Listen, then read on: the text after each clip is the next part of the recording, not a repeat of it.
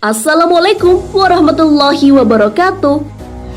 Sahabat beriman, apabila seorang makhluk akan mengalami kematian, datanglah malaikat yang ditugaskan untuk mencabut nyawa yang tidak lain adalah Israil. Lantas kenapa malaikat Israil yang diberi tugas untuk mencabut nyawa, padahal banyak malaikat-malaikat yang lain? Temukan jawabannya dengan menonton video ini hingga akhir. Tentunya hanya di channel Islam Populer. Tapi sebelum lanjut, jangan lupa klik subscribe, like, dan lonceng notifikasi untuk mendukung channel ini agar terus menyiarkan syiar Islam.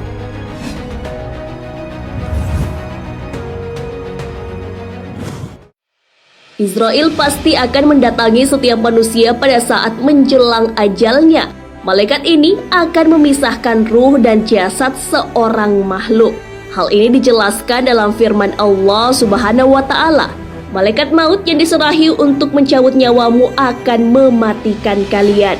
Kemudian kepada Tuhan kalian akan dikembalikan. Quran Surah As-Sajdah ayat 11. Allah Subhanahu wa Ta'ala memilih malaikat Israil sebagai malaikat maut ketika ia diberi tugas mengambil segenggam tanah untuk penciptaan Adam. Kisahnya diceritakan oleh Jalaluddin Rumi dalam kitabnya yang bertajuk Al-Masnawi. Setelah diciptakannya langit dan bumi, maka diciptakan pula seorang pemimpin di muka bumi. Berbeda dengan makhluk-makhluk sebelumnya, khalifah ini diciptakan dari tanah. Allah memerintahkan beberapa malaikat dalam urusan penciptaan tubuh sang khalifah. Allah Subhanahu wa Ta'ala pun mengutus Jibril untuk mengambil sekepal tanah. Namun sebelum sempat mengambilnya, bumi memberikan pertanyaan kepada Jibril terkait tujuan Allah mengambil tanah di bumi. Malaikat Jibril kemudian memberi jawaban sebagai berikut. Karena Allah akan memerintahkan Adam alaihissalam dan keturunannya untuk menyembahnya. Tiap yang taat di antara mereka akan berada dalam naungan rahmatnya dan dipersilahkan masuk ke surga. Sementara dia akan menyiksa siapa saja di antara mereka yang menentangnya dan tidak taat kepadanya di dalam penjara jahanamnya untuk selama-lamanya. Ketika mendengar jawaban Jibril, bumi pun membalas dan bersumpah dengan nama Allah bahwa ia tak sanggup menanggung beban manusia di bumi. Demi Allah, aku berlindung kepadamu dari utusanmu, agar engkau tidak mengambil sebagian dari kami jika nantinya akan menjadi penghuni neraka. Mendengar sumpah tersebut, Jibril tidak mengambil apapun dari bumi, lalu kembali kepada Allah dan menceritakan alasan bumi yang bersumpah dengan keagungan Allah, bahwa dia tidak memiliki kesanggupan untuk menanggung azabnya. Kemudian Allah mengutus dua malaikat sekaligus, yakni Mikail dan Israfil, untuk turun ke bumi mengambil tanah. Lagi-lagi bumi melakukan hal serupa dengan bersumpah membawa nama Allah.